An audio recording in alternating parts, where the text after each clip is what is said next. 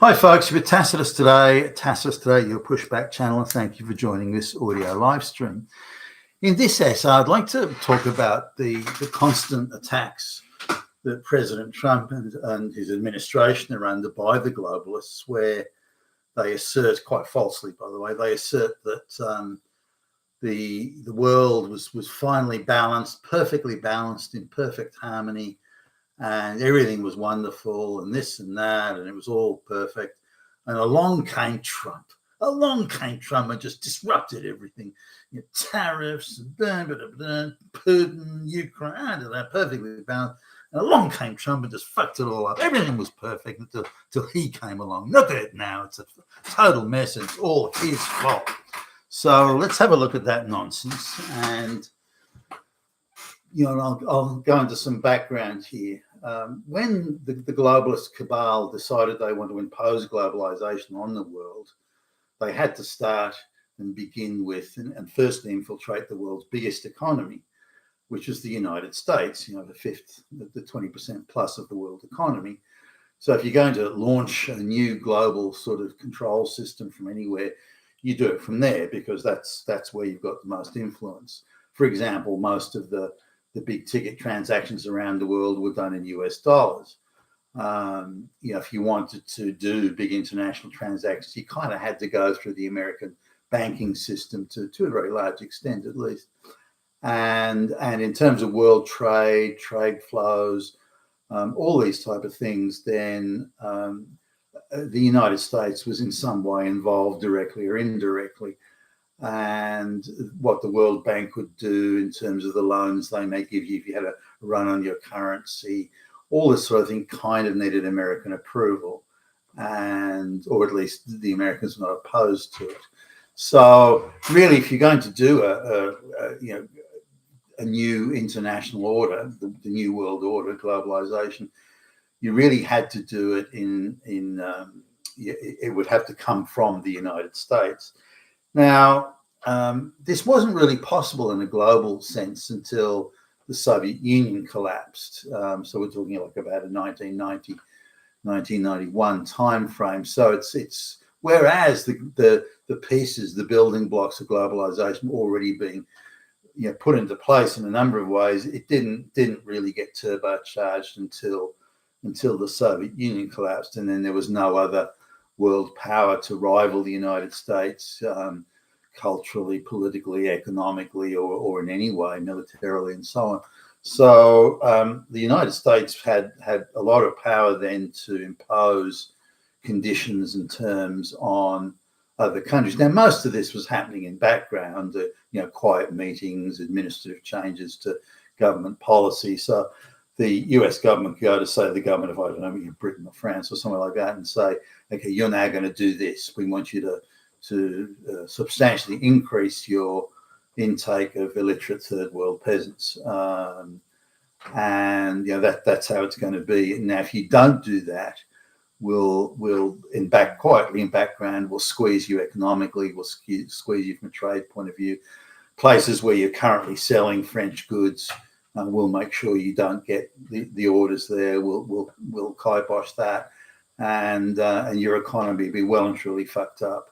And on top of that, we won't allow a lot of your representatives to travel to the United States, or and so on. So there's lots of ways, soft power, other than say military or direct, but there's a lot of soft power ways in the back room, in the smoke-filled back room, to be able to exert influence and pressure on any government. And when you look at it, like the French share of the world economy or something was, for example, 2.5% or whatever, and at the time the American share of the world economy was 24%.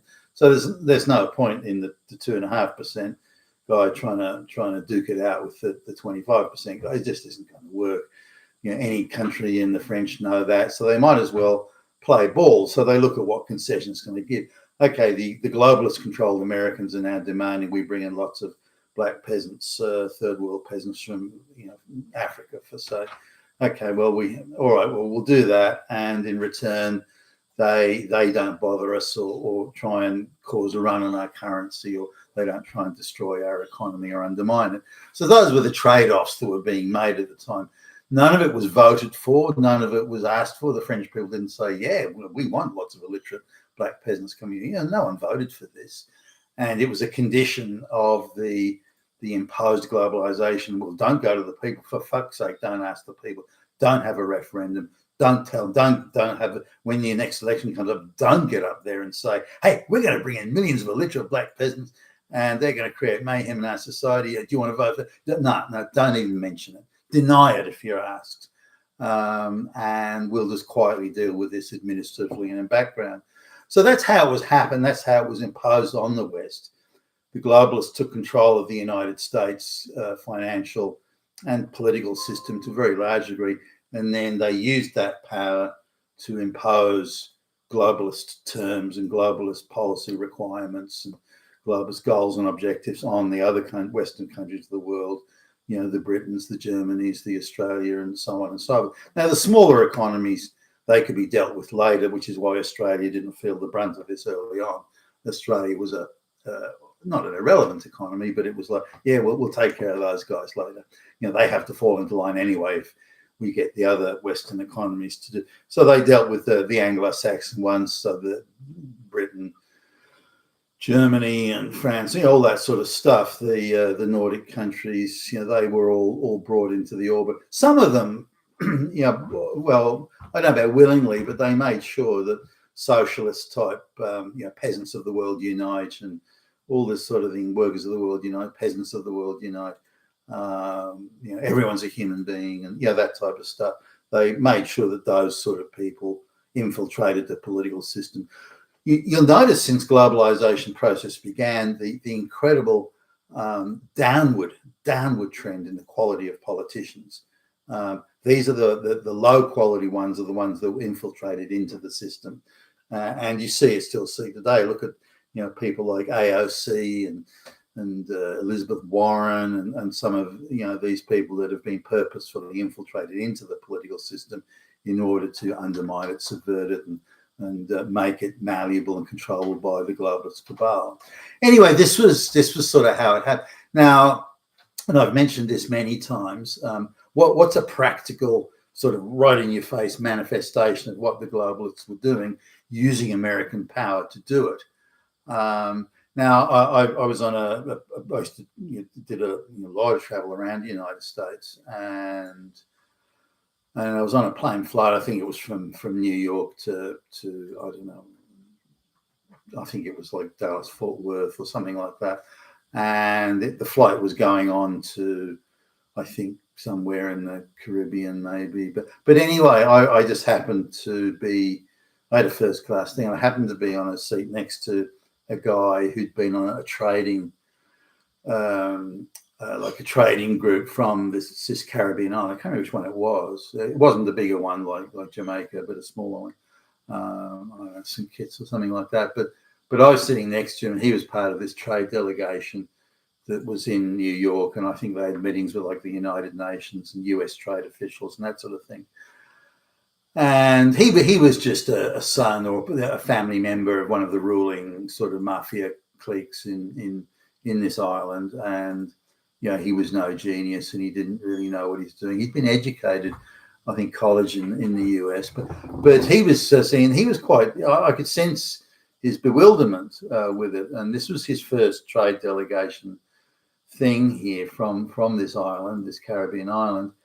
And he'd sort of made an effort to be ready for the meeting, and you know, he'd been swatting up on trade figures and numbers, and you know, looking at how much, I don't know, sugar cane they were growing. You know, he'd been trying to arrive, so he tells me, trying to arrive in some sort of reasonably well-informed state. And the first meeting with the American trade officials took place, the State Department goons or something like that.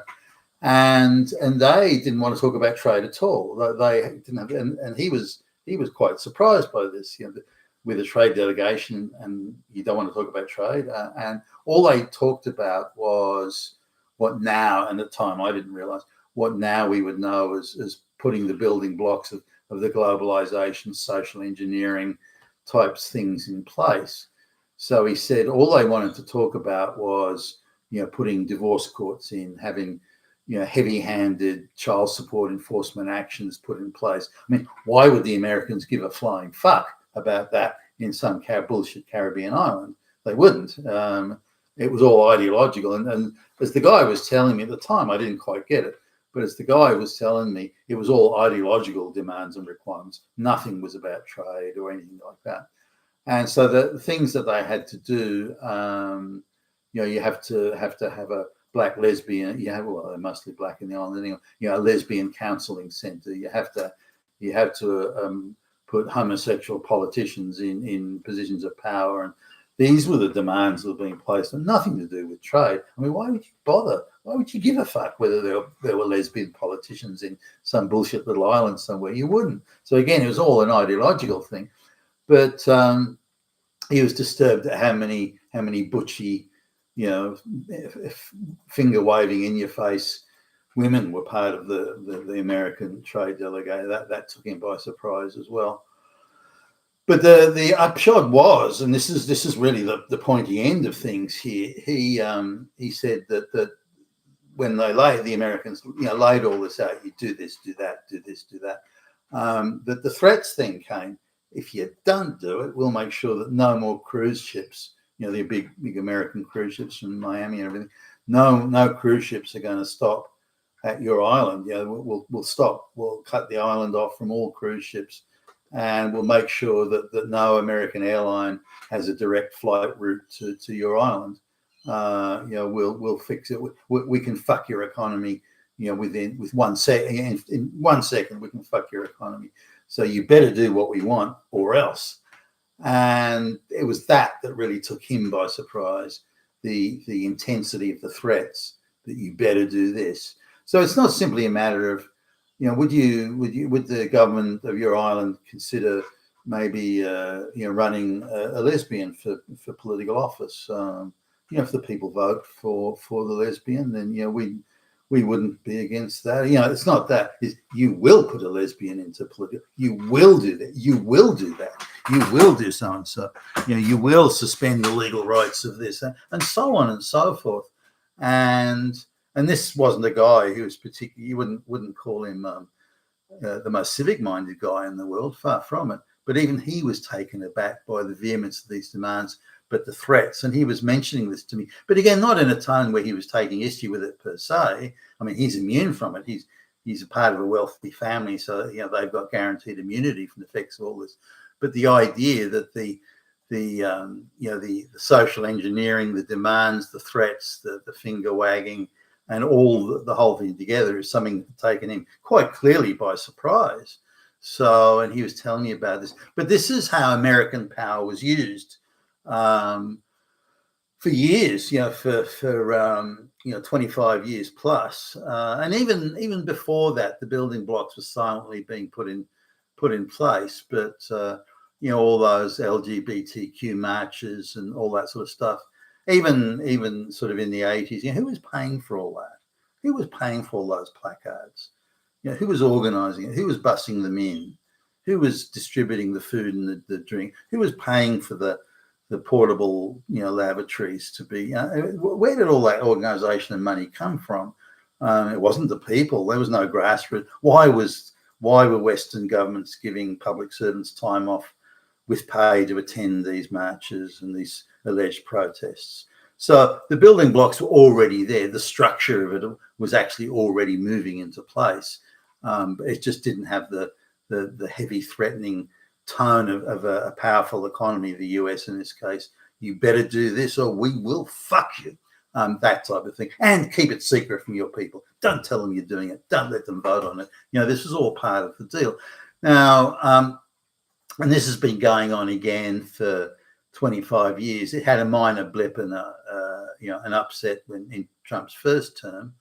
But now there's a much more concerted effort by the United States or the Trump administration in the United States to strike a blow against globalization. They're not going far enough. They need to go much harder at it and you go with much more intensity and get down to the level of much more detail. But nonetheless, this is what the this current Trump administration is unwinding parts of the globalization machine, and this is what the people agree. Everything was fine until Trump. But no, it wasn't. It was already spiraling seriously out of control. The mass migration has been a fucking disaster.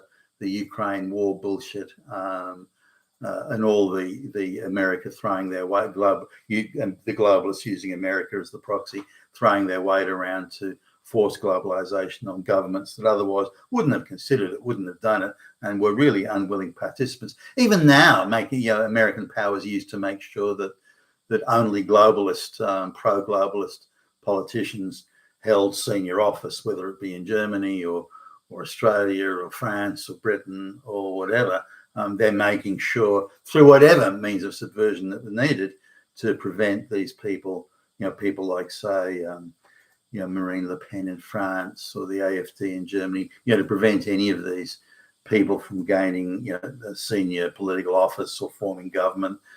Geert Wilders in Holland, the time and effort they've put into subverting Geert Wilders' party in the Netherlands is quite astonishing.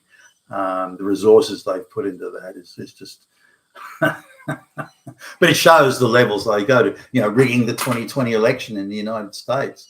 That's not only the power the globalists have and the reach that they have to do these sorts of things, but the belief that that's quite okay to do. We can break any law, subvert any institution, rig any election, assassinate any person. This is the view they have and the power that they think they're entitled to impose the globalist new world order on the rest of us. Now, Trump is unwinding that, or at least diluting it substantially.